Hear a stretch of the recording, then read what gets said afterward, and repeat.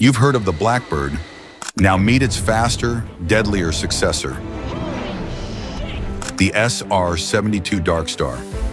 Lockheed Martin first revealed the SR-72 in 2013, a hypersonic aircraft designed to replace the legendary SR-71. And it's built to do what no other plane can. With advanced technology, it's expected to hit Mach 6, over 4,000 miles per hour, and climb to 80,000 feet. At that speed, it could reach any point on Earth in under an hour. Its engine is the key, a turbine-based combined cycle system developed with Aerojet Rocketdyne. It starts with a turbine engine for low speeds, then transitions into a scramjet to break into hypersonic territory.